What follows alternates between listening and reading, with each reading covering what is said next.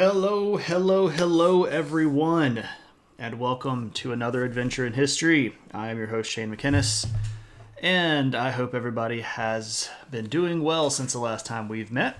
It's been an interesting week for me, trying to get a last bit of the old college stuff wrapped up, trying to get my head wrapped around having this odd thing called free time, which I'm not certain I really know what to do with anymore.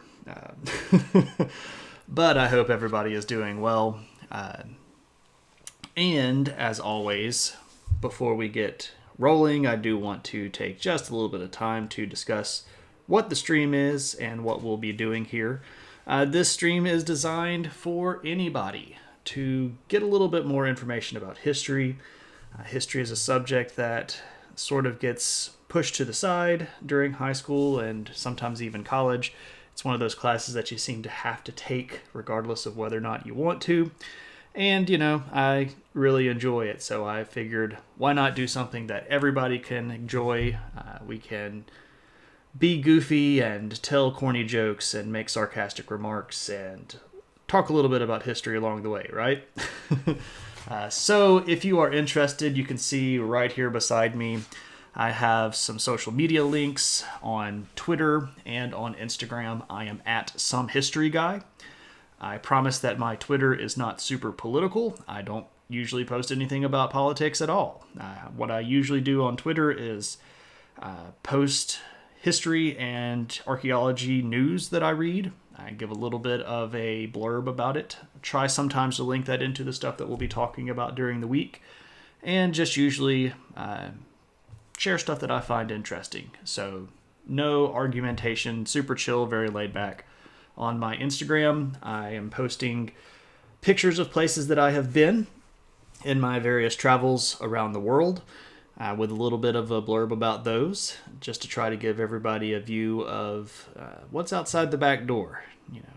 Walking outside your front door is risky business. If you don't mind where your feet go, you never know where they're going to take you, right? Hope anybody out there in the world gets that joke. Knowing me, most of the stuff that I say is somehow related to weird, goofy nerd stuff, but I'm a giant nerd. So, also here you can see my email address, mckinnistravels@gmail.com. You are welcome to send me emails with stuff that you read. If you see an article that you want to know more about, send me a link.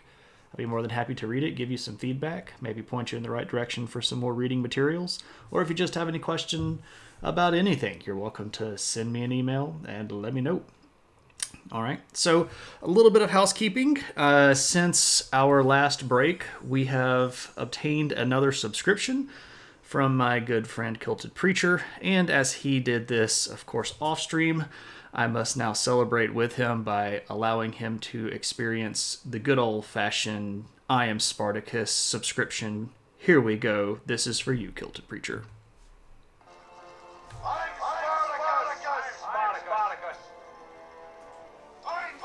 I am Spartacus.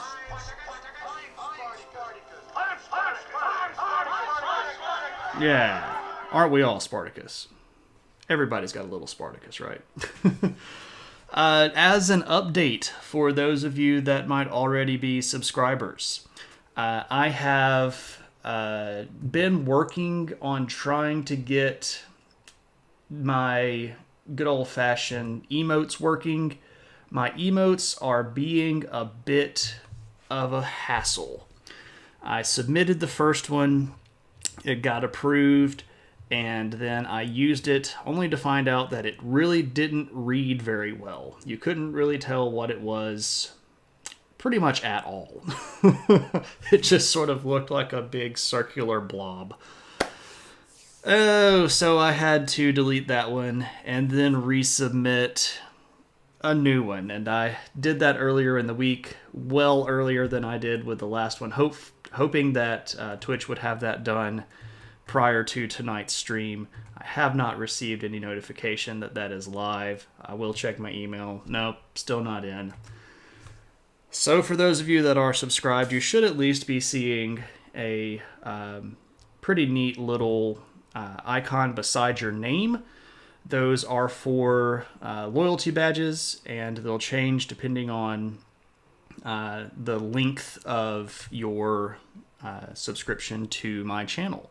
And the little things themselves are ancient historical landmarks. So the first one is Hagia Sophia. All at this point are first. Oh, well, if you are still first, well, you subbed in, well, I think it's actually like the first 10 to 15 maybe get that. I'm not 100% certain. I don't know if that will ever go away either. These are things that I should check, though.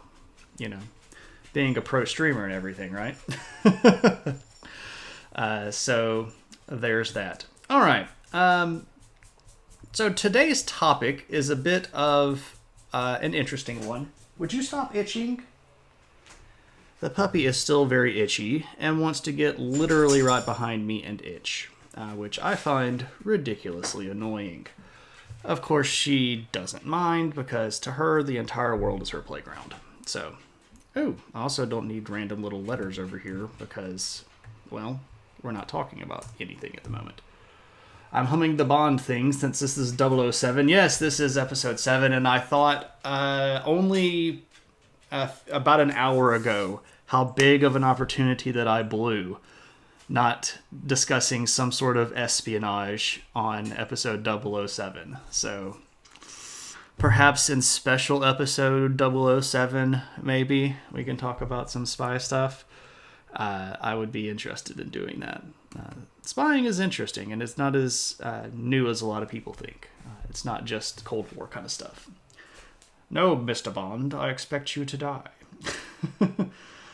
All right, so the topic tonight is something that we've hit on a little bit, and we've talked about in sort of circumspect, but I did want to try to take this head on, and we're going to talk about religion. And specifically, we're going to talk about the origin and evolution of religion. History time. Hey, Fidelia. Am I saying your name right? I thought about that earlier yesterday. I was like, I wonder if I'm saying that her username, and I don't even know if you're a her. I believe that you're a her, but correct me if I'm wrong. I don't want to call you the wrong thing, and I've just been calling you whatever popped out of my head, so sorry about that if I've said it wrong. Fid. Awesome. Cool. We'll go with that. Okie dokie. Well, welcome. The topic of religion is an interesting one, and it is one that is, of course, fraught with all sorts of emotions and boundaries and taboos and discomfort and things that people don't necessarily want to talk about or get uncomfortable talking about. So, fair warning. My goal for tonight is not to make anybody uncomfortable or make you question a belief. As always, I am not here to preach or proselytize or convert. I'm just here to talk about history, and I do try to talk about this stuff from a historical point of view. I do have opinions, but I do my best not to invoke those.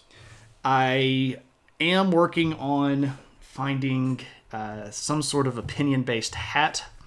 The problem with shopping for hats during a pandemic is that one cannot go shop for hats. I don't think I want to go to a department store and randomly start touching a whole bunch of items that other people may have touched. So, might be... I don't think that there's a local haberdasher that I could just pop round the corner to. Don't forget to mention the holy relics, the holy hand grenade of Antioch, yes. So, as always, not as always, but as usual, our topic tonight is a bit of a pop cultural reference. I was a little bit worried about this one because I didn't know how many people liked my particular taste in music, but I hope you get it. And if you get it, you're welcome to share it with other people. I don't want to spoil the joke, though. So, what is religion? Well, of course, religion is a complicated thing to even try to discuss or define. There are lots of different ideologies that you have to bring into. There is, of course, the debate between things that are called philosophies and things that are religions. the problem here is essentially trying to figure out what you would even use as a definition of the word religion. For the purpose of tonight's stream, I don't necessarily want to dig too far down into that because it gets really, really messy. Now, if you have questions about it, as always, let me know.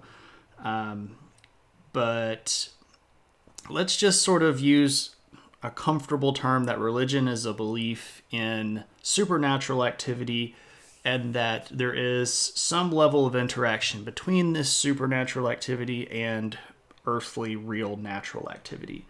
And there is potential for communication between the two. That's a very, very broad thing. A lot of people that I know that are theologians would have lots of problems with that definition. But again, we're trying to be available to everybody. I don't want to get too far out into the weeds and argue about semantics. Unless you just really want to, and then I'd be happy to argue. I really enjoy, well, arguing's not the right word. I'd be happy to have this discussion with everybody. So what starts this belief set? What starts this understanding? Can we point to a specific moment in archaeological history where we go, all right, now there is religion? We really can't. There's not a moment in history where we can look at as a defining boundary between non-religious history and the establishment of religious beliefs. These are not binary scenarios here. Depending on where you are in history, depending on where you are on the earth, depending on the population levels, you might have some areas that have religious beliefs and other areas that don't. So this is sort of an organic movement over time through people. But there are some things that we can look at that help us understand how this stuff gets started and how the ball starts rolling towards more organized religious ideology. And one of those is social groups, right? So we've been talking for a few weeks now about these little sort of migratory groups. With a small group of people, if you are living with this same small group of people over time for perhaps your entire life, there are going to be certain expectations. People are going to work out the individual roles within the tribe. People are going to expect certain types of activity, right? You're going to be expected to follow the rules of your tribe. And there are social forces involved in this, and being a sociology student, I could get into the weeds on that as well, but we really won't. You recorded a whole video on expectations earlier today. There we go.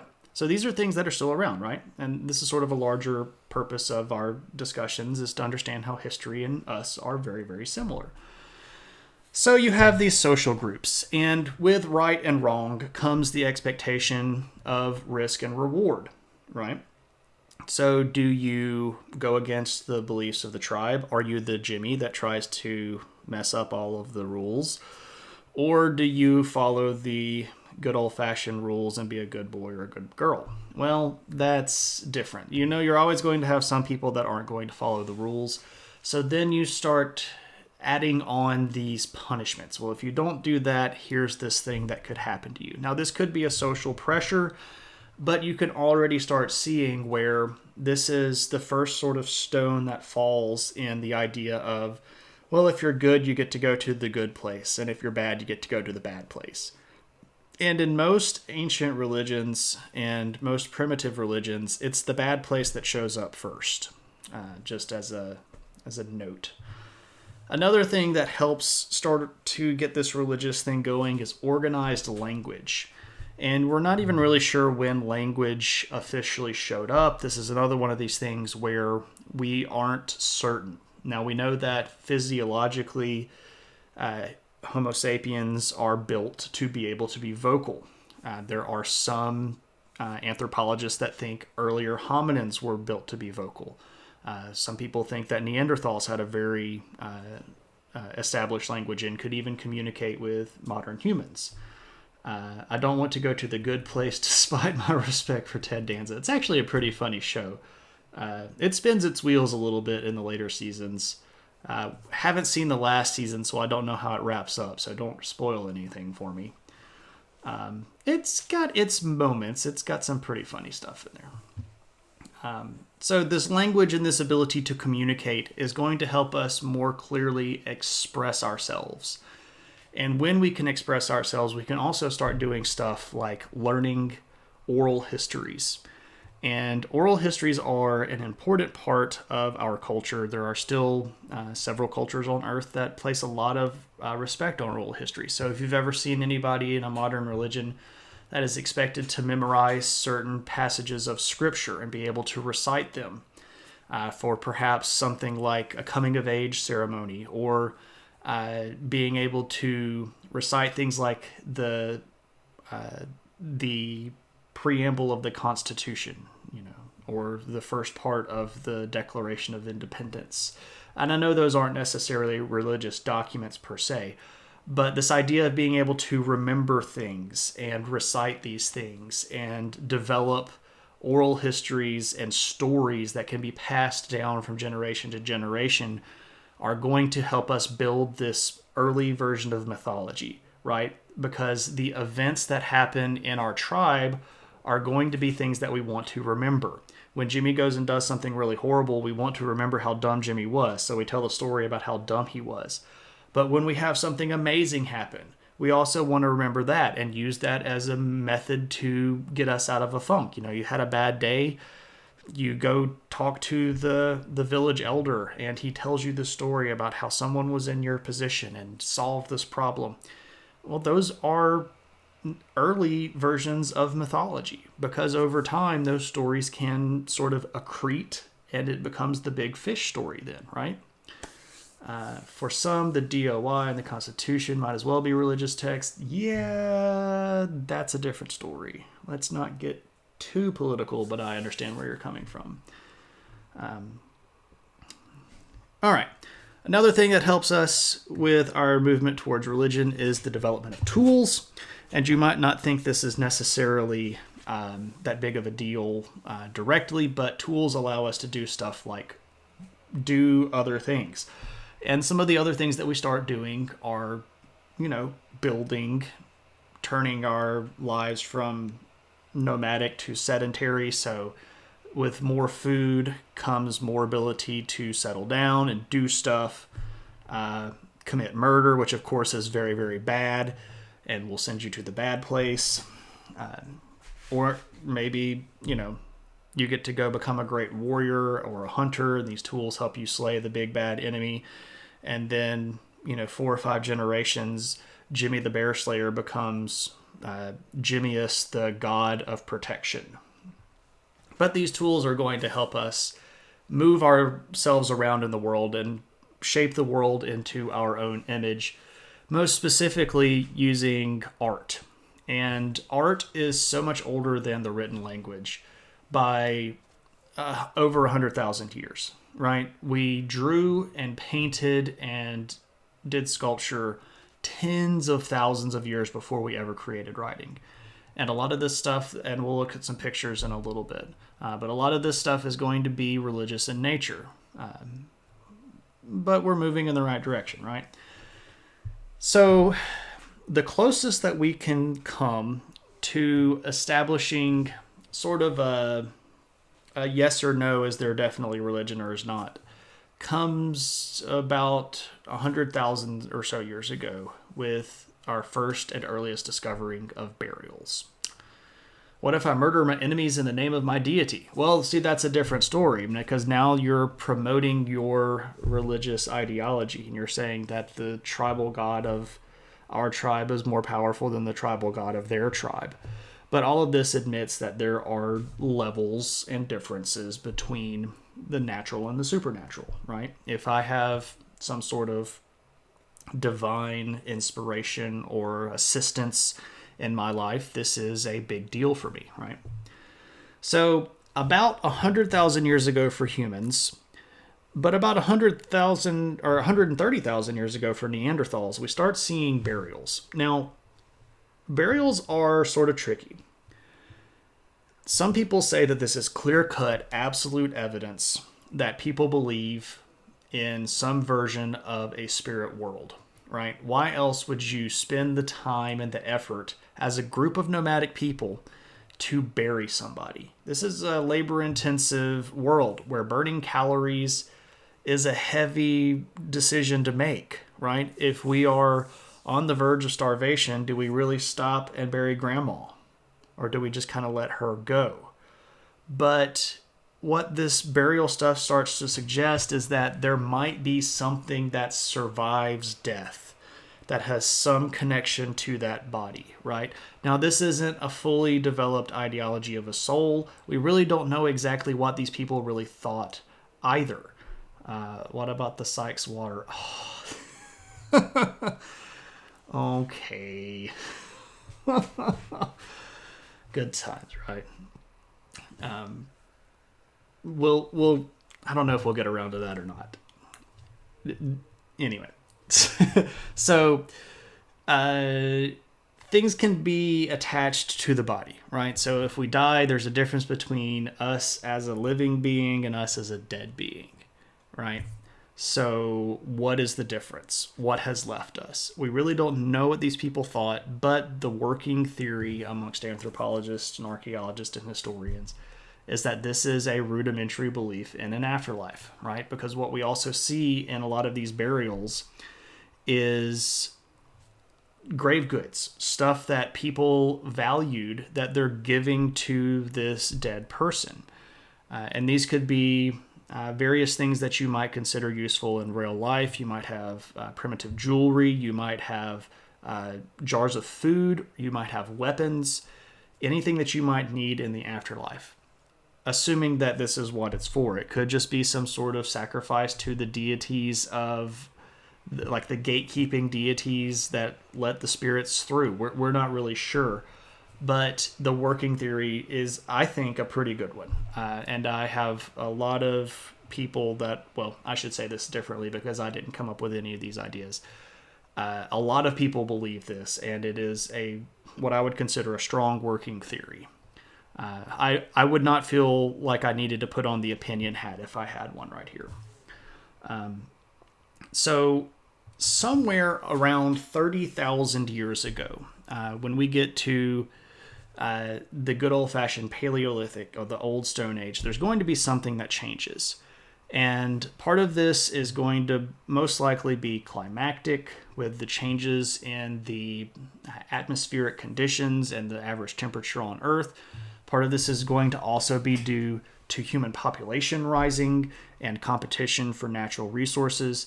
But you're going to start seeing more direct evidence of religious belief.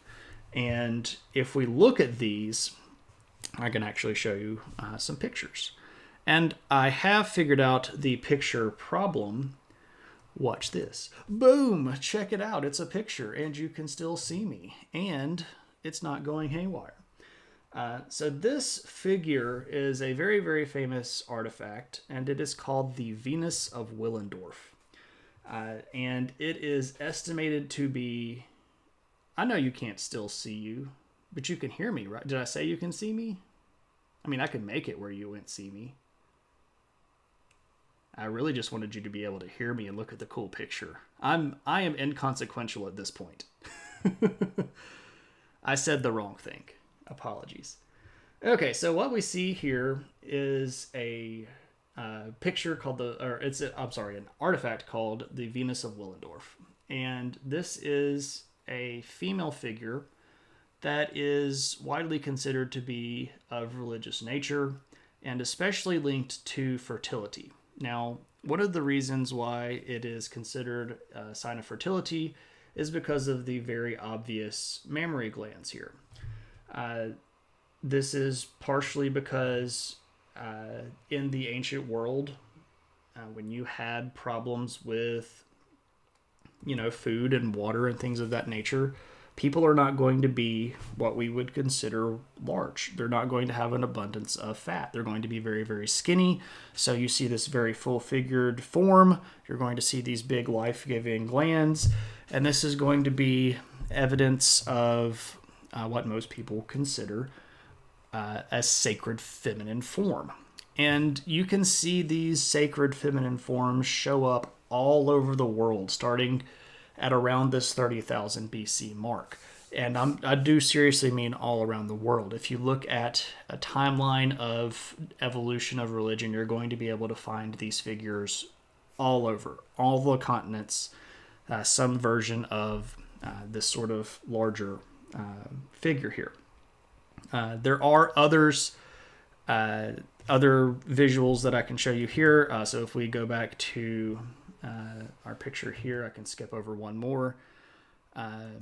This is from actually the excavation of Çatalhöyük, which is that location that was a sort of primitive city in Turkey.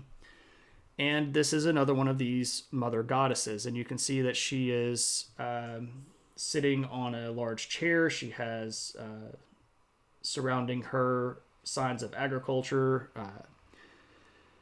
good old-fashioned mother goddess kind of stuff. And while you were away, I put on the adventure hat because that's in a big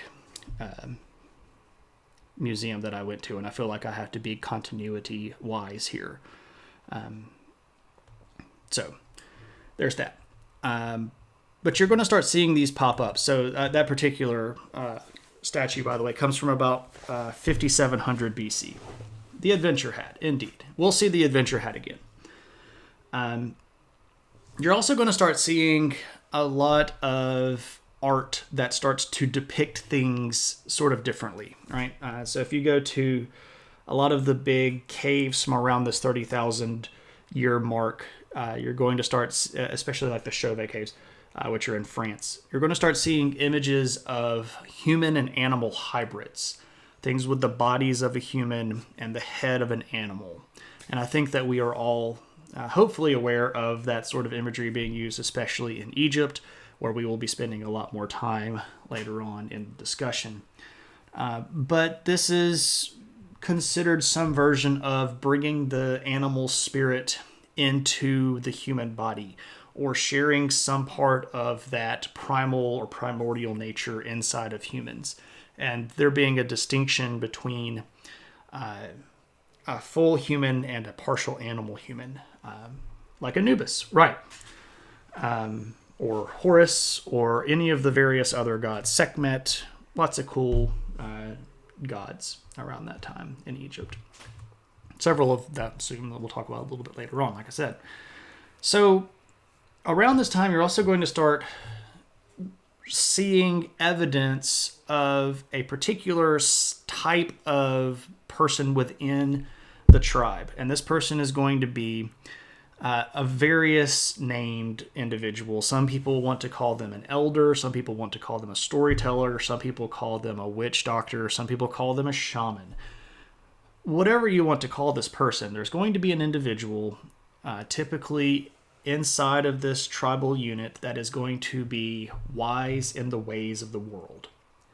And it's important to understand that at this time, there really isn't any distinction between what these people understood as religion and what these people understood as science. They're effectively the same thing, right? So your medicine man, another one of these names for this person's role, is going to be the guy that you go to get examined. And they're going to tell you that you have too much of this force or that force, or you have this sort of affliction from the spirit world, or you've got this sort of thing going on. And they're going to give you some remedy for this. Now, sometimes, of course, this could be, we're going to perform a rite. Sometimes it could be, chew up this plant. My humors are out of whack. I need to be leeched or bled, right? And they were still doing that stuff all the way up into the 1800s AD. And we're talking about stuff from like the 30,000s or so back then. Yep. The idea that science and religion are truly different doesn't fully set in Western culture, even after the Enlightenment, when the first start of that division really starts hitting home. But that's well down the road from us. All right, so what you have here at this time period of history is a form of religion that is another one of these things that has lots of names. You might hear people call it, in general, just Aboriginal religion, meaning the religion of the native peoples. Some people call it shamanism. The word that I like to use, which this does have opponents, the word that I like to use is called animism. And this is partially because I had to learn Latin. Animism is the belief in spirits, or the belief in things that move. So this is where you get the Latin word animus, is where we get animism, or animated, right? Full of life or full of spirit. So this is a belief that there are spirits out there, and these spirits could be basically anything you could think of, right? Because the world is so uncoordinated and uncentralized during this period of time, you might see, oh, this is the spirit of the trees, or the spirit of this river, or this lake is a god, or this mountain is a god, or my granddad is a god, or there's a buffalo god, or there is a lion god. And these otherworldly spirits shapeshift and can show up in multiple different forms, can reveal themselves to humans in lots of different ways. But you're going to see this sort of early broad concept of spirits in most cultures as they develop. It's not diving into a VR simulation of your ancestry. No, it's... no. Assassin's Creed is a fairly fun video game series, though. That's what KP is referencing here. And there's some good games in there. I like those. So there's some bad games in there, too. So one thing that I wanted to share tonight is something that I've had a really hard time trying to figure out where to put, because it really messes up all of our models. And it's time for the adventure hat. Again, there are going to be multiple adventure hats tonight. So here we go. All right, so there is this location in modern day Turkey, and it is called Göbekli Tepe. And Göbekli Tepe is one of the weirdest places on Earth, for several reasons. Reason number one is that Google Earth is not wanting to go to Göbekli Tepe. Let me try refreshing. Where are you going, Google Earth? If I don't get one thing, I lose another one. All right, let me try this again. Oh, man, it's always going to be something, isn't it? Good old pro streamer, right?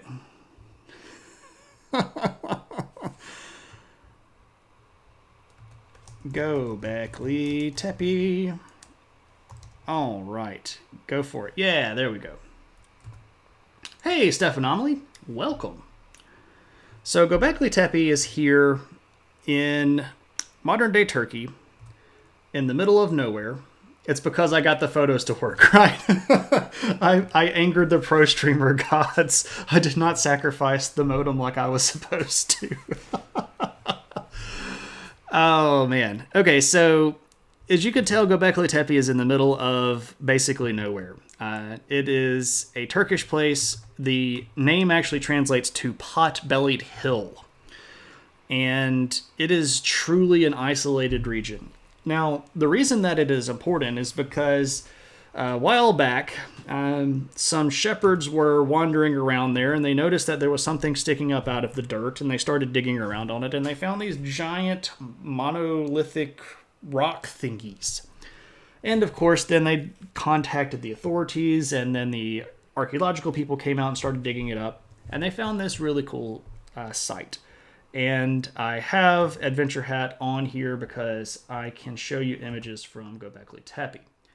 I visited there when I was in Turkey, and easily top 10 coolest places that I've ever been. Now, what we're looking at, today it's being renovated. By the time that I was visiting, it's all under this weird awning sort of thing. So these big posts that you see are designed to keep the elements off of these artifacts because they were being weathered fairly badly. But you see these big pillars, and they're typically shaped like T's. But if you look at the pillars themselves, you can see that they have been carved with some fairly nice animal reliefs, right? So here you have a bull, and this is a dog, and you've got a snake down here. And these stones range from about 4 foot tall to about 20 feet tall. And there are several different circles. Right now, there are, I think, about 8 or 9 circles that are excavated, with estimates that there are probably 15 to 20 more of these circles out there. So on this one, again, you see a nice little bull's head. This one over here has some pretty neat fish scale pattern kind of stuff on it. And they're arranged in circles. This is a really neat little dog here on this T-pillar that you can see. So I think this next picture, yeah. Okay, so they are arranged in these circles. And the circles themselves are purposefully arranged. They typically have these retaining walls that are set up around them. There are lots of bones that have been located in these circles. Most recently, some excavators dug up some human skulls that looked like they had almost certainly been involved with purposeful sacrifice. They had been bashed in. So, you know how weird that is. You don't just randomly find multiple people's skulls bashed in, buried in the middle of a giant animistic circle, right? Now, there's a little bit of a debate as to what these T-pillars are actually supposed to represent.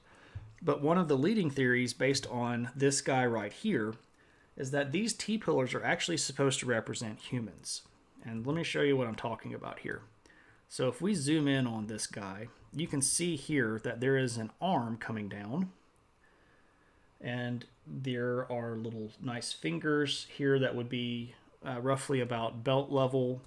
And then you have this nice little loincloth with the skin of an animal and the head of an animal forming the loincloth. And of course, that means that this big thing up here at the top would be the person's head, right? So that's pretty weird stuff. And what makes it weirder, oh no, did I do that? Okay, hey, it worked again. That was a blessing. What makes it weird is that Göbekli Tepe is about 10,000 years old. Now, if you've been sort of keeping a running timeline in your head, you would know that 10,000 years ago, we didn't even have cities. So if the purpose of cities is to develop manpower and do big architectural things like this, how could people before cities build something like this? Well, that's the great question. And this is why Göbekli Tepe is so weird, because it's clear signs, if you understand this to be religious, it's clear signs of animism, and it's pretty clear signs of big, organized archaeological, I'm sorry, I keep saying archaeological when I mean architectural. I should pause, collect my thoughts, and then move on. Right? So it's clear signs of big architectural, human power, moving things around, carving these stones.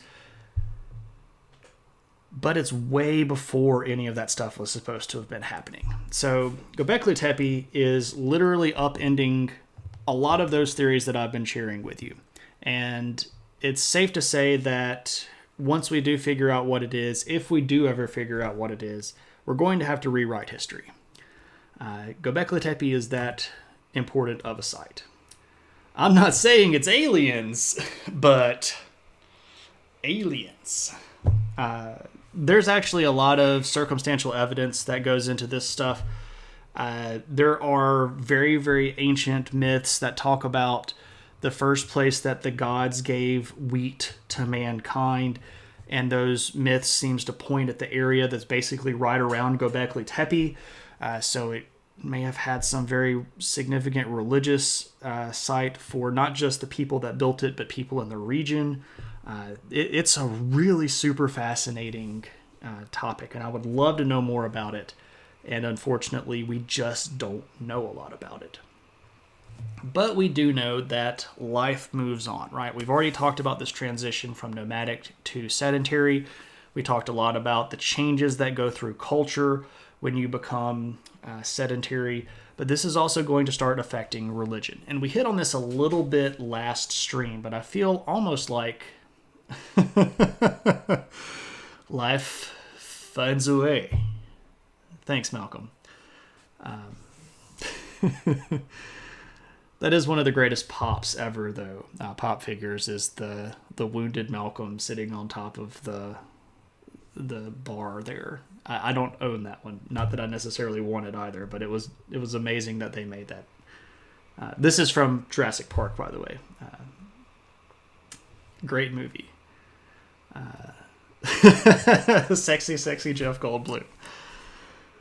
Oh man, what can we say, right? So when we're talking about settling down, this is going to have an effect on all aspects of our culture, including our religion, right?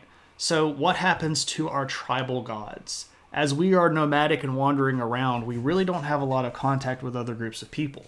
So what we have is the stories that we have, and we have maybe one protector god that is a sort of accumulation of different stories or spirits that we sort of look to for guidance. And that is more or less our guiding force to explain all of this unexplained stuff.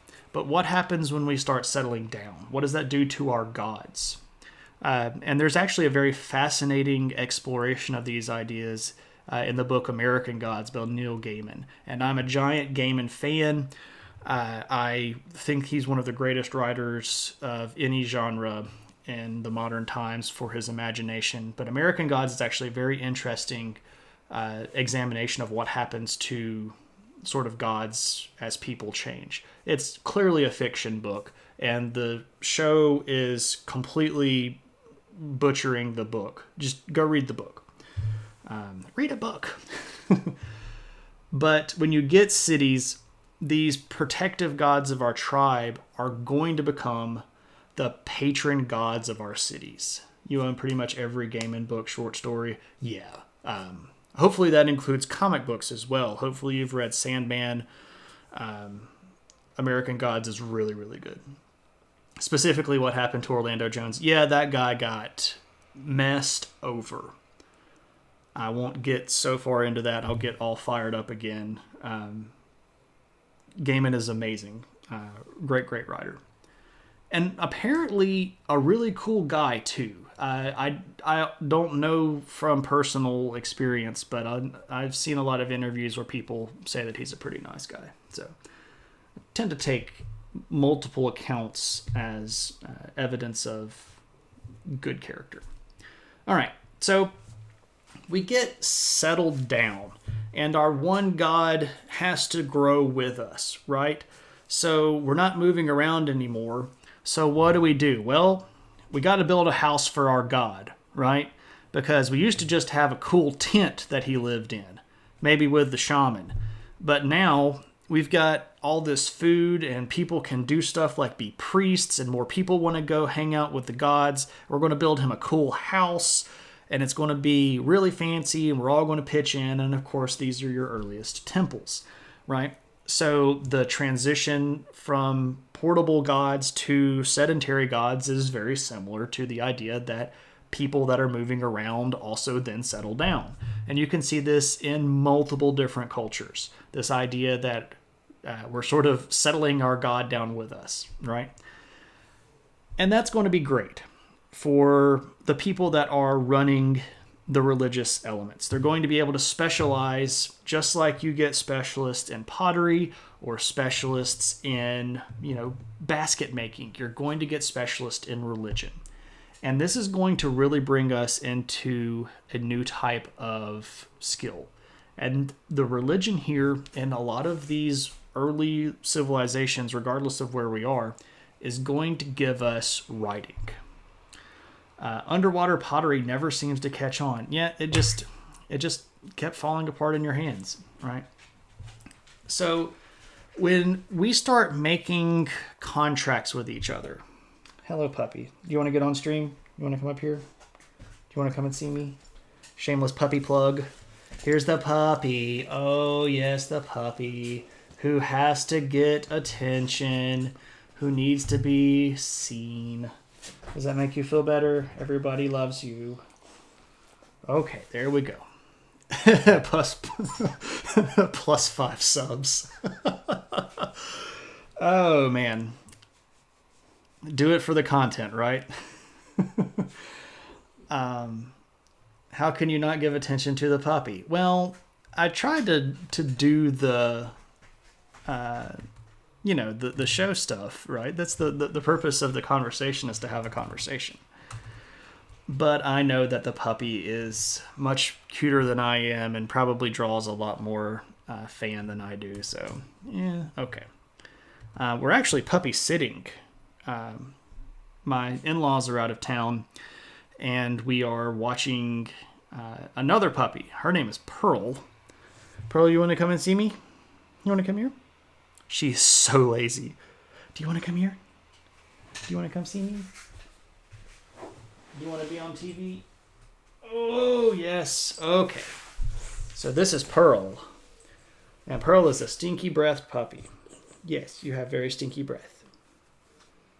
She also could be the pet for my really bad, evil, anti-James Bond theme. You could just slowly pet her. Oh, the Pearl puppy. All right, she was actually sleeping on the puppy bed right here beside my thing. So let me. Other people's pets are getting me through this pandemic. Anytime you all want to see puppies, just let me know. The puppies would be happy to oblige. I do think Pearl is a little bit upset with me because she was zonked out. It's my Mrs. Bigglesworth. Oh, man, that's great. Except she has hair. Oh, goodness gracious. Fun times, right? Okay. Lost my track. Okay. So we're talking about religion and settling in. Oh, now I have given attention to the small puppy, and now the big puppy, of course, wants more attention because she's a jealous dog. So when we start trading, the concept of trade is based on trust, right? And when people are untrustworthy, as people are, it's helpful to have something to back up that trust, right? And luckily for these people in the ancient world, the gods are going to be able to step in. The patron gods and the priests of the temple are going to be the first witnesses for contracts. And this is going to be leading us towards writing. And the first steps that you're actually going to see aren't really writing at all. There's something called boule, which is a good old-fashioned word that people don't use anymore because, well, what they are doesn't really exist anymore. Time to put on the adventure hat again. Boule are hard to find, and we don't have a lot of examples of them. Mostly because they're very fragile. But the ones that we do have are usually in a museum, right?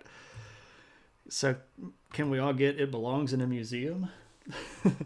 So this is in the Louvre in Paris, and it is a boule. Now, you might go, what the devil is that little thing? Well, that little thing is a clay envelope, and you can actually see here where it has been sealed at the top, right here. So this is hollow on the inside, and if you can read French, there's your French. So this was discovered at Tel Fakari. Anyway, inside of this, you would find small little artifacts that are typically shaped like stuff. And these little tokens are going to represent particular things. So here's how this works. Ancient dice bag. Kinda. So I've got a +5 counter in here.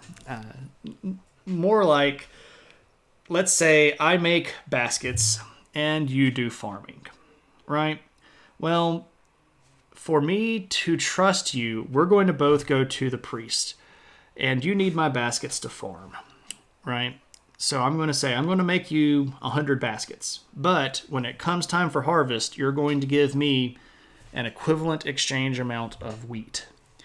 And the priest is going to make one of these boule. And inside of it, he's going to put these little tokens. And he's going to put my tokens that represent the number of baskets that I'm going to give you. And he's going to put your wheat tokens that represent how many items of wheat you're going to give me. And then they put that seal on top of it. And on top of that seal, you put the stamp of the god. So what you are making is a pact in front of this priest, but also in front of your God, that you're going to honor your word. Now, the problem with these boule is exactly what I've already explained. They're hard to keep intact. They're fragile. So if you break it before it comes time for the contract to be opened, well, guess what? Now you've got to go convince the priest that you're right. You're going to have to take these on trust. And of course, this is what's going to lead us towards writing, because people figure out that instead of making this little hollow thing with stuff in it, I could make a nice little flat thing that I could bake and put stuff on the front and make a tablet. This is exactly like an old style notary, except instead of having to go to City Hall, you went to the temple, because the priest is the one that's going to be doing the certification here. And this is something that the religion brings on. So our tribal gods that used to be wandering around with us in the desert or the wilderness are now overseeing commerce. And so they're going to want something from that, right? What do you then have to give the gods? Well, then you got to give the gods something so that the priests can live, right? Woolly, bully, woolly, bully. Oh, woolly, bully. Ah, ha, ha. Ha, ha, ha, ha, ha, ha. I love you guys. So when you bring the gods in and you're expecting the gods to do something for you, you got to do something for the gods too. And of course, this is where you start getting organized tithing. The priests are going to live off of food and money and goods that you give to the temple to keep the gods happy, right? And this is an exchange because the gods are providing a service for you. They're keeping you safe. They're doing their stuff. And eventually you're going to end up happier overall, right? Everybody's going to be following the little lanes that are set out in front of them. And of course, this is, like I said, going to lead to writing. And it's very important for us to understand that the oldest examples of writing that we have are religious in nature. The oldest single written document that we have located in history is something called the Kesh Temple Hymn. All right. Hey, Galanuva. If only all of my history classes had hecklers. Man, I love the heckling. That I'll take sarcastic remarks. I'll take rude personal accounts, as long as they're not too rude, right? I don't want to get like super bummed out about the whole thing. I could dish it back out too. I will be PG and quasi-professional, right? I'll be a giant nerd that knows a lot about history. But this is not really supposed to be a lecture. In 100% reality, I like for these things to be conversations. I like for people to get involved and talk and say what they're thinking, to help me know that there are people that are understanding this stuff. And I'm not trying to say that you have to talk. If you want to, go for it. If you don't want to, I am very happy that you are around. I think that everybody can have a good time though, right? My nose is just driving me crazy. I don't know if everybody's thinking about me or not. I did heckle him some during the COVID streams. Yeah.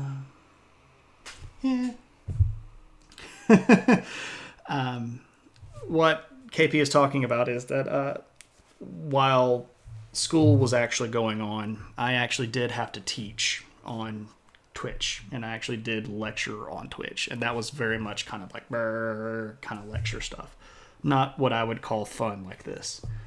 It's just so much better quality heckling. These are high quality hecklers I've got in my room. Bring your friends. Watch the nerd get heckled. Oh, man. This is one of the highlights of my weeks, in all honesty. The social interaction that I get from here, the ability to flex parts of my brain that I don't usually get to flex, the fact that people are actually interested in this stuff really does bring me heart. And I hope that I'm giving something back to you all other than just sort of a rambling or a monotonous diatribe. Yeah, KP has known me since we were 3.5 or 4, something like that. One of my earliest memories is kung fu fighting with KP in the lobby of this little church that I used to go to. And I was probably 4 at that point. My students will interrupt me to tell me that their cousin went out to dinner for their birthday last year. Oh, well, that's nice. And especially in the time that none of us can go out to dinner, just go ahead and rub it on in, right? Oh, man. Good times. Kelly, you stream tomorrow, don't you? I believe so. Or at least your schedule says that you do. Everybody go give Kelly a follow. Kelly is an art teacher that does art streaming. And I think it's is it 2 Eastern time tomorrow? 2 p.m. Eastern time? I can't remember. But feel free to drop links, times, shamelessly self-promote, 2 p.m. Central time. I'm going to try to be there, and you might try to be there too. In Wisconsin. Oh, okay, cool. Very much north from me, where they actually have seasons. We don't have seasons in Mississippi. I am way off track. But that's okay. I enjoy having time to just chat and talk. Okay, if you're talking about our seasons are hot and not so hot. Yeah, okay. We have winter and second winter. See, but I love winter so much. I am so much more of a hot-natured person. Oh man, I love cold weather. I know that you all get actual winters though, with like getting snowed in, and I know that's not fun. And I'm not trying to say that there's all good that comes from winter, but we could do with a little bit of that winter down here, for sure. Okay, so back to kind of what we were talking about here. Again, when we first see writing, the oldest examples of writing that we have, they don't cancel anything. If there is a better than 75% chance that the snow is going to stick, they cancel everything in Mississippi. It's like all hands on deck. People rush out to buy toilet paper, bread, and water. Or bread and milk. Yeah. So, Kesh Temple Hymn comes from Mesopotamia, about 2600 BC. But for the purposes of tonight's stream, which I've decided to give a little bit of variety because we've just kind of been banging Mesopotamia to death for the last 3 weeks, I want to move over to Egypt. And you're going to start seeing the evolution of something called pyramid texts in Egypt around 2400 BC. And if we look at Egypt, of course, it's based here around the Nile River Valley. It is a very fertile location. It is going to rise roughly an equivalent the time span of Mesopotamia. They're going to develop writing a little bit later, but just barely a little bit later. We're talking a few hundred years later, not super far distant. But you're going to start seeing the same sort of thing in Egypt that we've been talking about.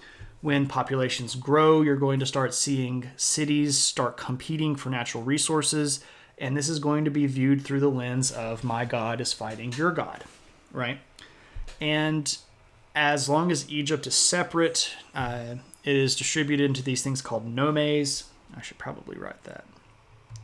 It looks like gnomes, but it's pronounced nomes. And these are basically your kind of prototypical city-states in Egypt. They're going to have territorial bases around them. You're going to see the evolution of then 2 big kingdoms. Upper Egypt and Lower Egypt. This is always something that blows the minds of my students, but the Nile River flows from south to north, coming from the highlands here in Central Africa where you get lots of rain. So Upper Egypt is actually upriver, which means it's down here. And Lower Egypt is downriver, which is, the mouth and delta part of the Nile River. So Upper Egypt is not where you would think it is, and Lower Egypt is not where you would think it is. They're sort of upside down.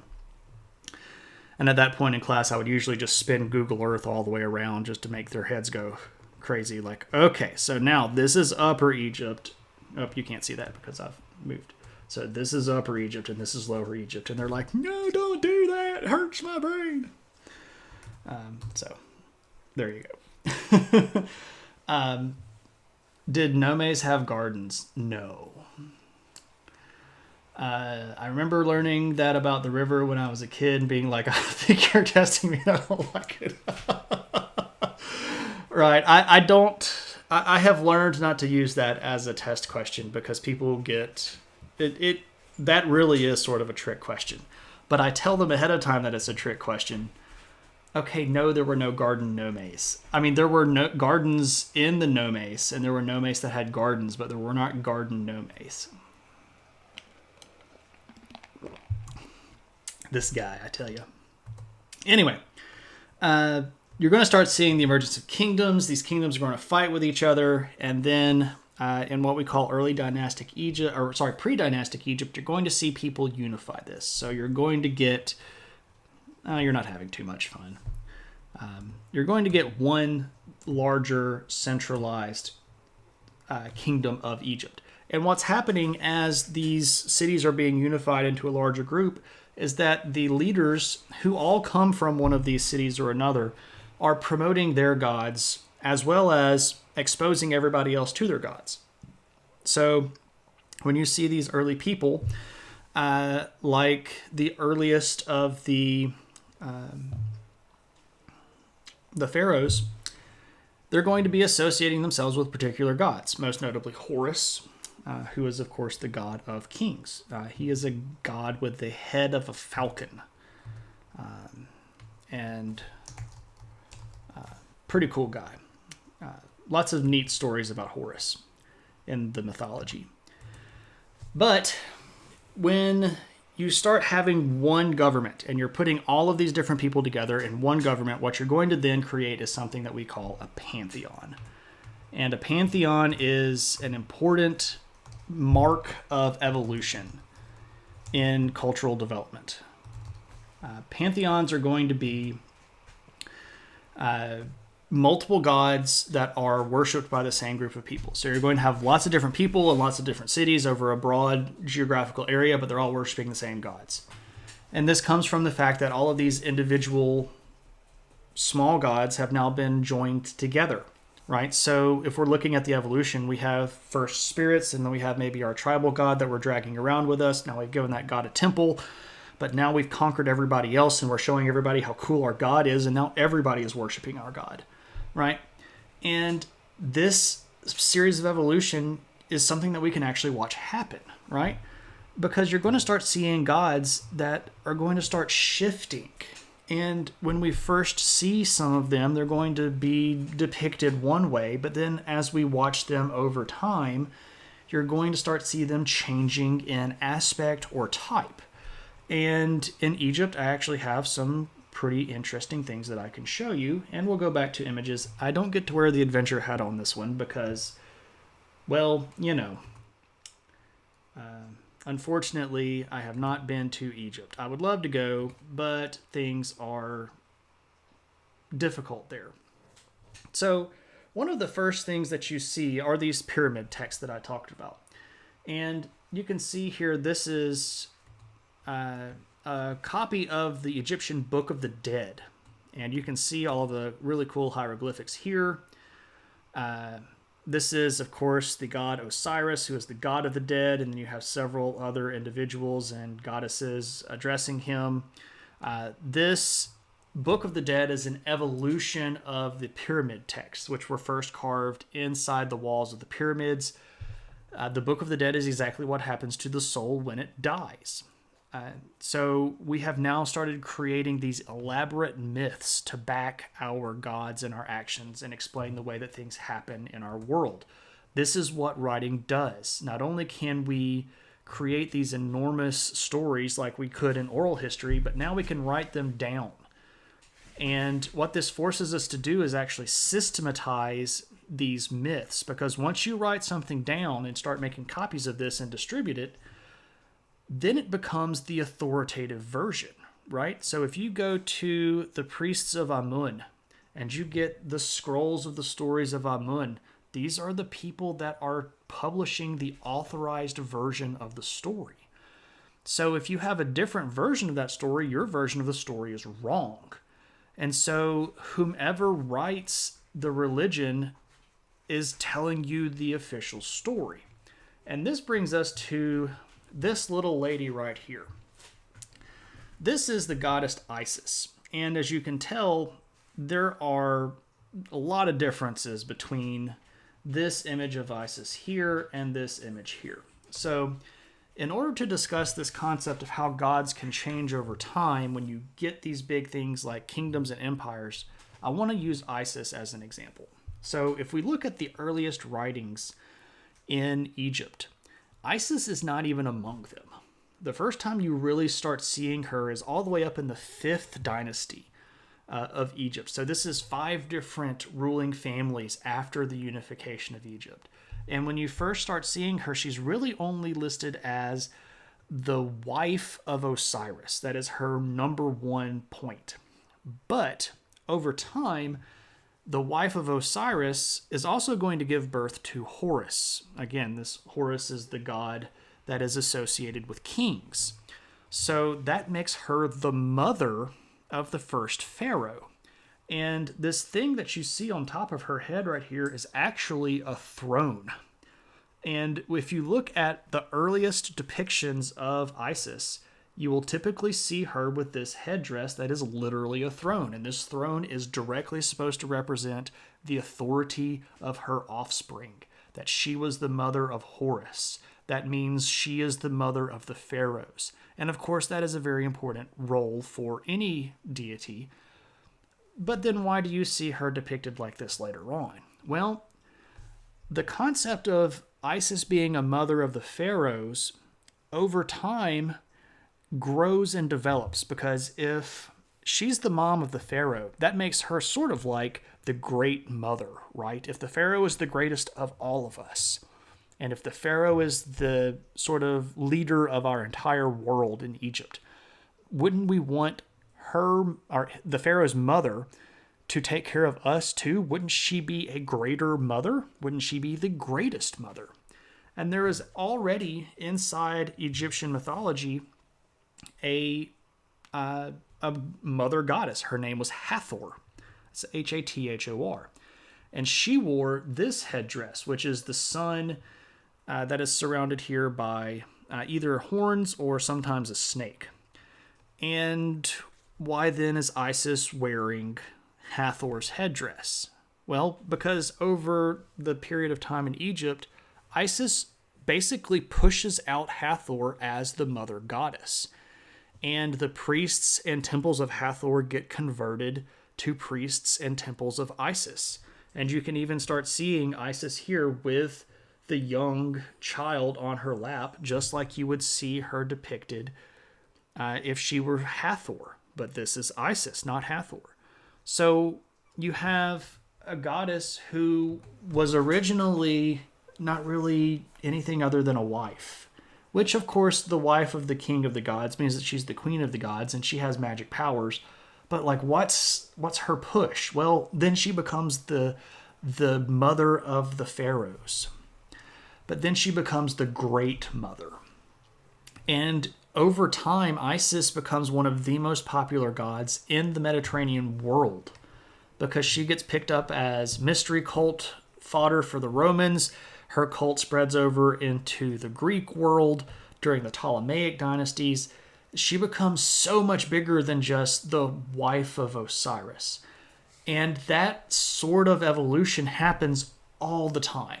I can give you multiple other examples. Just off the top of my head, the god Mars in Roman mythology was originally the god of the land. He was the god of fertile land and agriculture. But over time, he became the god of war because Rome was always about more land, right? And needing more food. So you see these gods evolve, just like the ideas of the people evolve, right? And to wrap up tonight, I want to tell you all a little bit of a story about how gods can directly be involved in this sort of evolution and how religion can play so much larger role than just a set of beliefs, right? Inside the 18th dynasty of ancient Egypt, you're going to find a guy named Tutmos the Third, and he rules from 1479 to 1425. So Tutmos the Third is an interesting guy because he's a very young guy when his dad dies, and his mom takes over being pharaoh. His mom is very famously Hatshepsut. If I can't spell, Hatshepsut. Hatshepsut ruled as pharaoh. Tutmos did not want his mom to be pharaoh.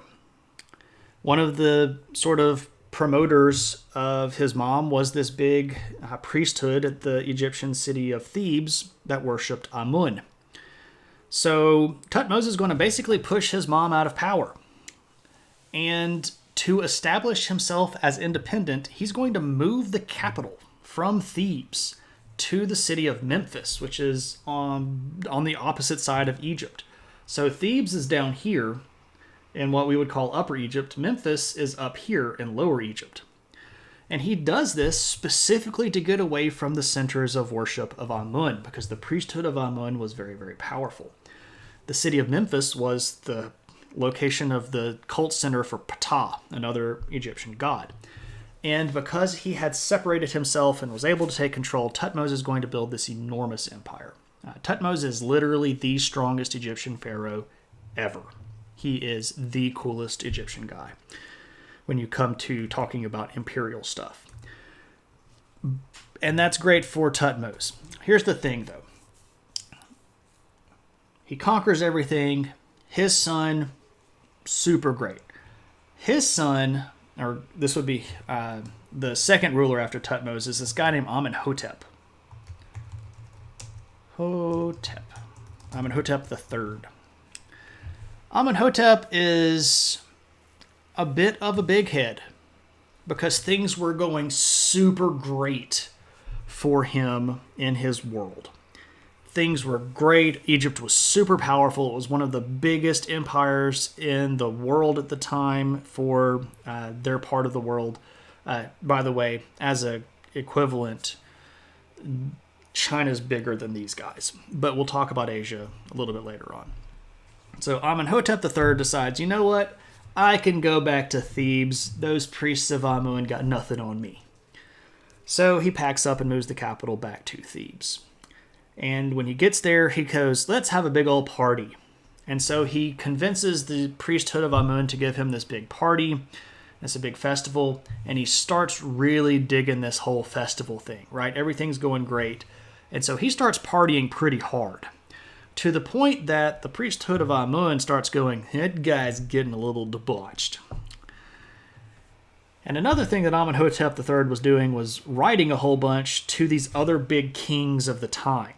Especially places like the Hittites and Mitanni and the Assyrians. And Amenhotep is working out all these deals where trade's going to get negotiated and things are going really great for Egypt. But then he gets sick. And the priesthood of Amun goes, yep, he's offending. He's ticking the gods off. He's not doing the things right. And one of the things that Amenhotep III had done was one of these festivals. You were supposed to sort of parade around the city like Amun was moving amongst the city, but he got the people to kind of carry him around like maybe he was the god. And that really hacks off the priesthood of Amun. And so Amenhotep III gets sick. And he sends letters to his friends, these big kings of the other countries, and goes, look, can you guys maybe hook me up with some healing magic from your area? And the priesthood of Amun's like, what about Amun, the sun who heals you and gets rid of all of your stuff? And it turns out that one of his buddies sends him a statue of Ishtar. Now, this is one of those weird Western gods that nobody cared for. Ishtar was a Mesopotamian goddess. So he gets this statue, and this really is ticking off the priesthood of Amun. And over time, the priesthood of Amun is really going to start hating Amenhotep III. And they're going to start trying to pick which of his sons gets to rule. And Amenhotep III wants this son to rule, but the priesthood of Amun don't like that kid because that kid loves his dad. This guy's got some sort of like super dad complex, right? And they know that if they pick this guy, it's just going to be a continuation of his dad's policies.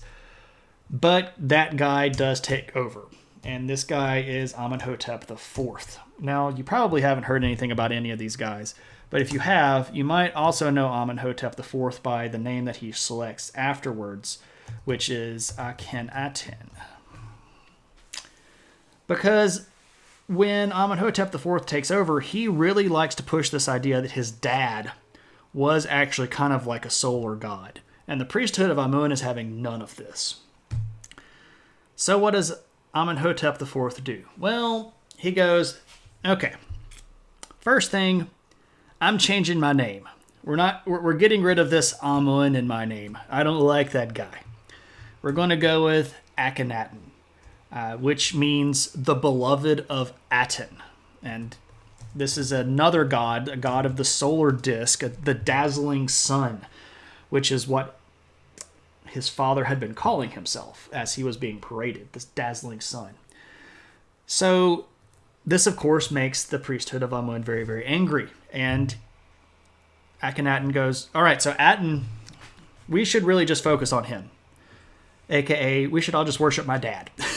Because this guy was so cool. Look at all the stuff that he did. Well, as you might expect, this makes all of the people mad. It makes the priesthood of all of the religious deities mad. So Akhenaten goes, all right, forget you guys. I'll build a new capital city, which he calls Akhetaten, or the horizon of Aten. And he goes way out into the desert and builds this brand new city. The modern day location is called Amarna, where we've done a lot of excavation. So he builds this brand new city. He wastes all of this money. Everybody hates this guy. He's promoting this Aten as the really only important god. He starts trying to forcibly destroy the priesthood of Amun. He starts wiping out money being given to any of the other temples. And the only thing that this guy really gets to show for it is, according to history, one of the most beautiful women ever, whose name is Nefertiti. So if you've ever heard of Nefertiti, this is actually Akhenaten's wife. So Akhenaten is a weird dude. Nobody likes him. The priests all hate this guy. He's not playing by the rules. But what he had recognized was that evolution in Egypt had evolved from being just, the gods that we carry around to being a political force. And by building a new capital and saying that he was the new priest of this new god, he had completely ripped that power away from them. And he had isolated himself at the top of the pyramid. Pun intended. They were way done building pyramids at that point, by the way. And Akhetaten is going to have himself a good old kid, and that kid's name is Tutankhaten. You've never heard of this guy, probably, but that's all right. When Akhenaten dies, Tutankhaten is going to take over. But he takes over as a young kid, and he's kind of a messed up kid, and he doesn't really have a lot of knowledge, and he's a young dude. And as soon as Akhenaten dies, man, the priesthood of Amun comes out of the woodwork. And they push all sorts of regents upon this kid. There is a military general that takes over for a little while. There's actually a priest of Amun that kind of takes over running all of Egypt for a little while. And this kid's name gets changed. And we get rid of this nasty Aten. And what we add back is Amun. Anybody ever heard of Tutankhamun? That's King Tut. Well, this is what happens when religion gets evolved to the point that you have this synergistic power by manipulating religious belief. Did you actually know that, or did I just set that up so well that you actually knew what it was? Plot twist, right? So Tutankhamun, of course, is going to be a very young kid. There's some evidence that he never actually was able to rule on his own. There's more evidence that he was actually killed. And the reason why Tutankhamun's grave wasn't disturbed is because he was a nobody. His dad was a wacko. The priesthood of Amun literally destroyed his temples. They would go to places where Akhenaten had inscribed his name, and they would literally carve out his name from the wall. They broke most of the statuary. We have very, very little statues of his face. They destroyed most of the records that came from his royal decrees. They tried to erase this guy from history. And the reason why Tutankhamun wasn't such this big, powerful king is because everybody was done with that family for a while. They were going to fix the religion and fix the power inside Egypt. Mind blown. Nah, you set it up pretty well. Plus, the root name sounded way too familiar. Yep. Did they do that to all the women pharaohs or two? Well, there were other female pharaohs that had a lot better run of things. And actually, Hatshepsut had, for all accounts, a pretty good, stable rule. She was doing really well. And women in ancient Egypt actually had quite a bit of liberty compared to other places. Now, we're not talking about like modern day women's rights compared to ancient women's rights. That is night and day different. But if you look at contemporary women's rights, women inside Egypt could do quite a bit of business. They could run the family business. They could own property. They could inherit stuff to a certain extent. They had a little bit of ability to, sort of move around in public and do their own thing. And Hatshepsut, by all historical accounts, actually did pretty well as leader. She wasn't the only female pharaoh. There were female pharaohs before her and at least two after her, I believe. And they're typically not going to be able to rule for very long, mostly because the power gap that exists that allows them to be pharaoh is because their husband died young and their children were young. So the gap between when their oldest son becomes of age and can take over and however old they are, that's the span of time that these female pharaohs are going to have the power or be able to exert some of that power. So there's that sort of story. So this is what happens. This is how evolution of religion happens. We start with very basic ideas of spirits, and then we end up with these forces that literally can move whole groups of people around, that can cause wars, that can force leaders to take drastic measures, that can create political power bases. And I said this last stream, and I'm not trying to get super involved in American politics today, but religion still plays very heavily into the minds of politics in America. I think everybody is okay admitting that. The fact that there is a National Day of Prayer, which is pretty clearly always been done by people that are of the Christian persuasion. This is something that happens inside of America. One of the things that I do, and I mentioned this last stream, is this little sort of mind game. A game that I play in my mind, not a game that I play in your minds. But you try to figure out who would win in a scenario. So if you had, somebody that was, let's say, a devout Hindu, and they were running against an open and unabashed atheist for president, which one of those people would most likely win the presidency? And I think that it would probably be the open Hindu, because voters in America tend to prefer some religious belief to no religious belief. And I'm not trying to say you, and I'm not trying to say that's right. This is just sort of trend, sort of data, because religion still plays so much of a big role in our lives. And you can see this in just about any historical culture. The same sort of pattern, from these small spirit gods to local gods to conflicts between cities being portrayed as God versus God, to the creations of pantheons, to the firm establishments of politics and religion melding together. This is something that happens all over the world all the time, right? So that is more or less what I wanted to talk about today. I would love to take questions if you all had any, and if there are any things that I can clarify, or if there's anything that you just want to kind of talk about. The flying spaghetti monsters. Have you been touched by his noodly appendage? I don't know if you're familiar with the flying spaghetti monster, but if not, I won't ruin that one for you. I'll let you discover that one on your own. It's interesting stuff. I quite like the flying spaghetti monster stuff. So any questions about anything? Anybody have ideas or thoughts or concepts? I love Egyptian history and studied it on and off, but I like hearing the finer details like this. Awesome. Egypt was one of the first topics that I ever really, really got interested in. And I'm talking about like going back to first and second grade. I remember going to the library at my elementary school and asking to check out the big boy books about Egypt, and having to get my mom to go get them because the librarian wouldn't give them to me because I was too young to understand all those books, you know. Whatever. So I like Egyptian mythology. Flying spaghetti monster is awesome.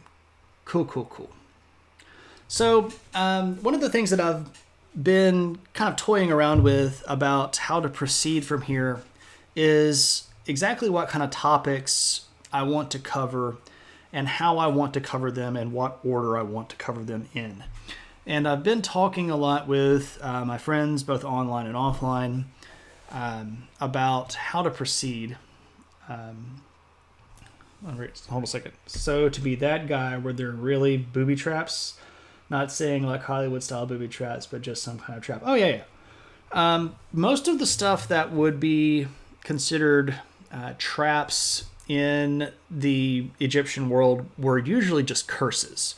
If you entered one of these tombs or mastabas or pyramids, you would have just complete coverage of the walls inside these tombs with hieroglyphics. These would be magical spells designed to protect the body, to guide the spirit, to ward off thieves, to wish horrible curses upon whomever disturbed the slumber of so-and-so pharaoh or so-and-so person. And these are part of the larger pyramid text, things that eventually became part of the Book of the Dead. But you would occasionally see booby traps. And yeah, like you said, they're not like big, pick the thing up and the platform comes up and then the big boulder rolls down. But frequently stuff like false floors, where you would have, 0.6 at the bottom, or a little bit of a drop that would probably break your leg. And then if you were invading this hole in the ground and broke your leg down there, you're probably a goner in the ancient world. But not, like I pull this and then the rope pulleys go off and then the crisscrossing swinging blades come down like this to chop me in part. You don't see that kind of stuff. That's mostly the Goonies, which is an amazing movie. But yeah, small scale kind of booby trap stuff is there. And another thing that was used in Egypt to sort of throw off would-be grave robbers are hidden rooms. So you would actually have a chamber where you would bury the person's body and a lot of the grave goods, and then you would build a wall and then build sort of another wall to make a false room in the corner over here that was hidden, so that you could put maybe their family member in the outer chamber. So if somebody broke in, they'd be like, look at all the cool stuff. And then they would actually leave the the sort of more secluded hidden room alone. And you see this kind of stuff happen a lot. And there's always the thing of there's this hidden room below the Sphinx. One of the things that was going down just a few months ago even was there were people that were thinking that there was a hidden room inside Tutankhamun's chamber. And they were doing kind of like ground penetrating radar scans because they were thinking maybe Nefertiti's tomb is in there because we don't really actually know where hers is. Yeah, the cell phone reception is crap in a hole in a pyramid. Oh man, I don't think you can call Egyptian AAA to get you out of that one. The giant swinging axes are one of your favorites, and nobody got time for all that in real life. One of the things that Chinese emperors used to do, especially the first Chinese emperor, this guy named Shi Huangti, he's the guy that built the big underground hill-shaped tomb with all of the terracotta soldiers that was in that horrible Third Mummy movie that nobody should watch. He had all of the people that built that tomb killed. And as you kind of walk in, you walk past the architect's bodies because he didn't want anybody knowing where his stuff was. And he didn't want anybody knowing, how to get into his tomb. So sometimes you just, kill folk. Unfortunate, but true. But I want to be chased by a giant boulder. I know, guys. If only everything could be like Indiana Jones. I have no idea why my nose is so itchy, but it is driving me mad. Absolutely mad. All right, so what I was saying about the future of the stream. I think that what I want to do is twofold. Number one, I've been trying to think of a way that I can increase my times per week broadcasting. I've been told by a lot of other people that do streaming that basically an hour and a half once a week isn't really enough to kind of grow an audience. So I'm going to start doing what I call special episodes, which are going to typically be a little bit shorter, maybe 45 minutes or so. I am not huffing helium.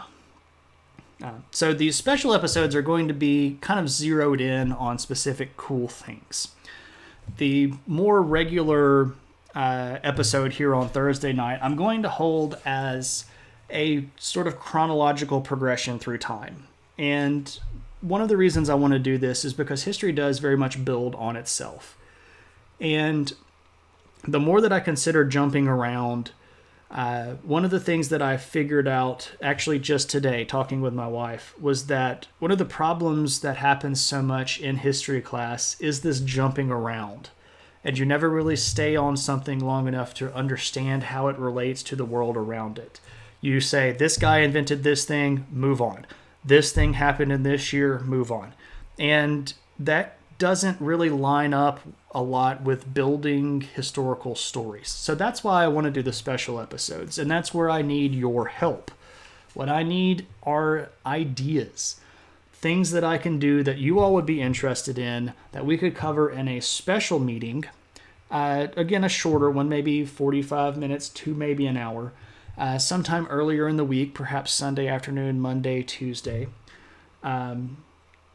I sound higher pitched than normal. This is not a joke or a jab. I wonder if you bumped your mic. Is that better?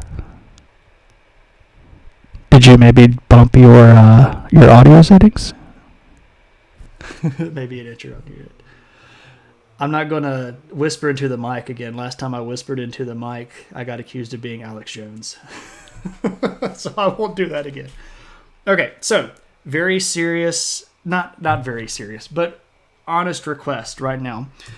What are some smaller topics that you think you would like to know about in a sort of special episode? This could be anything. The things that I would like to kind of talk about are everywhere. And it's hard for me to narrow down one set of things or two set of things. So what are you interested in? Somebody give me some feedback and let me know. And here come the crickets. I'll take this opportunity to get a swig of water.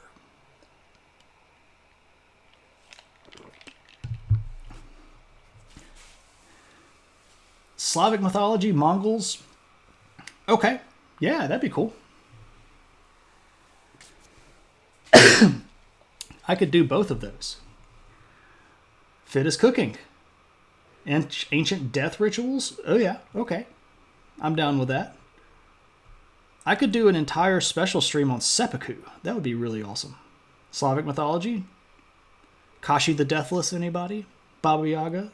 And I'm not talking about John Wick killed people with a pencil Baba Yaga. I mean like actual Baba Yaga. Medieval cooking? I could probably work something up on medieval cooking. There are actually quite a few leftover recipes from the medieval world. I'm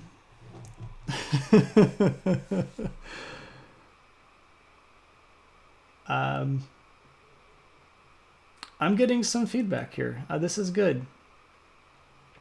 Down with the stream on John Wick.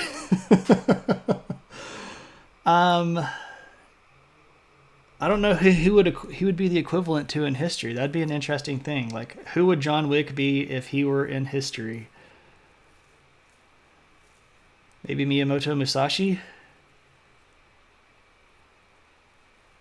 He wasn't necessarily an assassin, though. Come on, get down with the Wickness. I'll take it. Okay, so how about this? Ooh, Vlad the Impaler. That's a good one.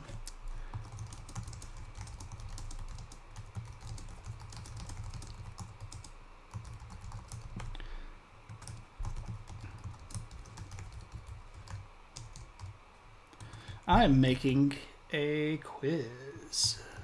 Not a quiz, a poll. None of these are bad ideas, by the way. I could probably riff on a lot of this stuff as it stands. The Mayans. Okay, let's throw the Mayans in. Yeah, I like the Maya quite a bit. Tulsa. All right, everybody. I'm about to start a poll here. Before I do that, anybody have any other ideas? And literally, I like all of these. I would be happy to consider any of these. And what I think I'm going to do for the moment is keep the options that don't make it. And we will reuse those in the next special stream. And I will ask for, we'll do two polls. We'll do one poll to select a new idea, and then we'll do another idea to keep these in the mix. Because I would love to do ideas about all of these, or streams about all of these. So I'm going to start a poll here. And in your chat window up at the top, you should see an option that says poll. And when you click on it, it should say, what do you want to talk about in the next episode? And you get to vote. And if you write in Tulsa Doom, we'll talk about the history of Conan. Frank Frazetta AiH, serialized AiH, invention of Red Sonja, the Schwarzenegger movies. I could probably do a special stream on Conan the Barbarian. How Conan is kind of a ripoff of other stories. Oh, man. So, while we're going on here, I will say, just to sort of wrap everything up one more time, if you see my Instagram and Twitter stuff here, I'm at Some History Guy. You're welcome to give me a follow. My email address is there, mckinnistravels@gmail.com. Any ideas that you have for special streams or any questions that you have about history, I would be more than happy to answer those. I will be probably working on this over the weekend. I don't know exactly when this special stream is going to be. Maybe Sunday afternoon, maybe Monday afternoon, maybe Tuesday afternoon. If you have ideas, you're welcome to throw those in the chat. When would you all be most free? I have no problem being accommodating. I also want to make sure that everybody knows that up in the corner, you can click the little heart to follow me. This will let you know when I'm online. Beside that is a little bell, which is to set notifications.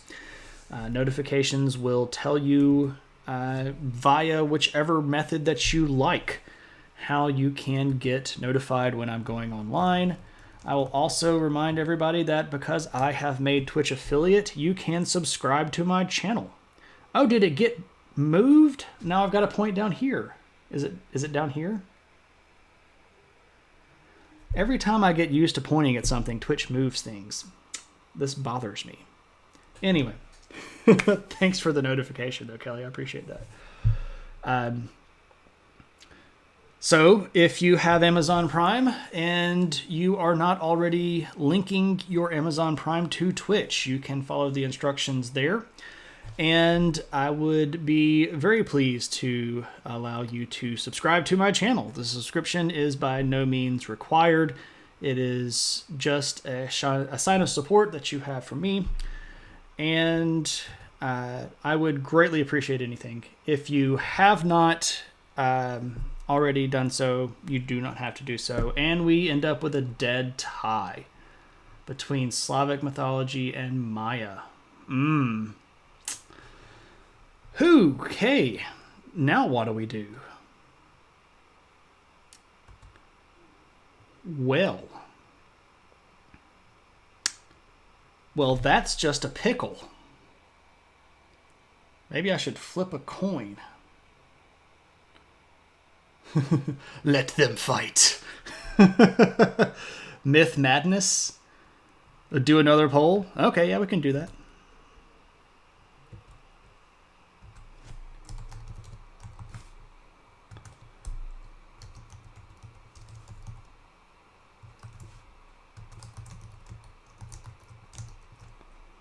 All right, we'll make this one a little bit faster because I think 3 minutes was a bit too much.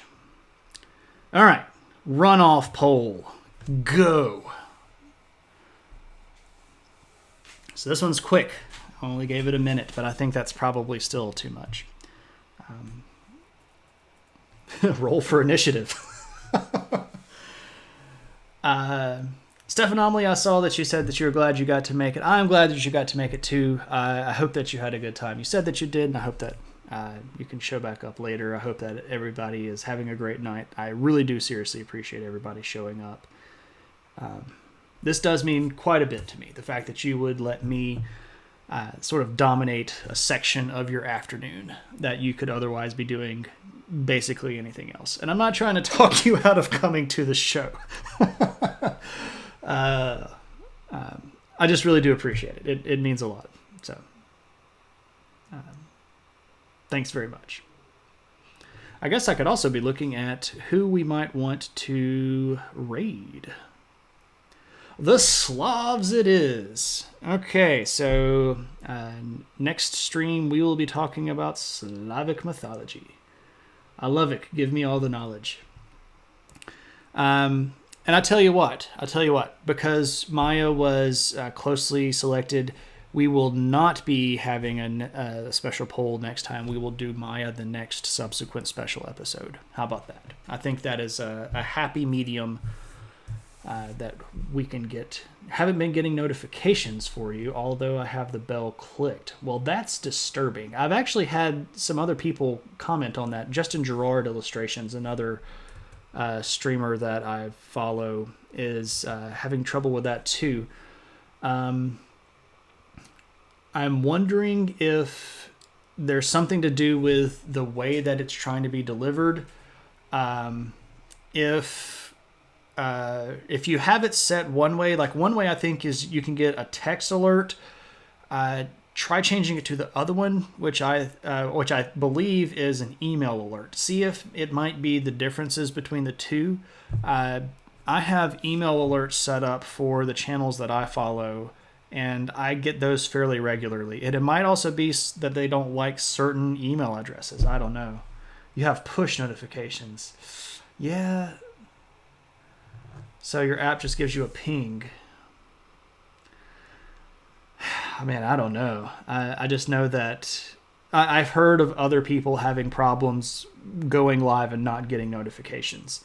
Galanuva, what I will tell you though is once I do figure out when I'm going to be putting these special episodes on, I'm going to add it to my official schedule inside my Twitch channel. The Thursday night 7 p.m. episodes aren't moving anytime soon. So 7 p.m. Central on Thursday nights, you can come back here and find me. I'm thinking probably about either Sunday afternoon or Monday or Tuesday afternoon. I really don't know. It's going to depend on what else is going on in the world at that time. So I'm going to get a set schedule down for special episodes too. Yes, Central Time. 7 p.m. Thursday, Central Time. All right, everybody. Thanks very much. The only person that I see right now that I follow that is live is my friend Daria Aksinova. So if everybody's interested, I think we'll just all pile in her room.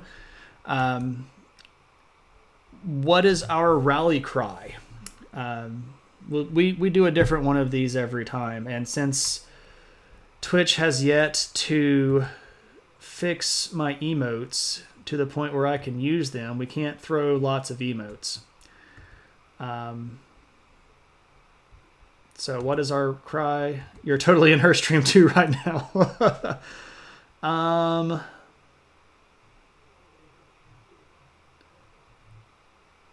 Let's yell glory to Aten. And we'll be good old-fashioned Egyptian heretics. So, glory to Aten. All right, ladies and gentlemen, I'm going to hit this little button to start the raid. It's going to count us down just a little bit. Thank you so much for joining in. Have a great night. Much love to everybody. And let's go.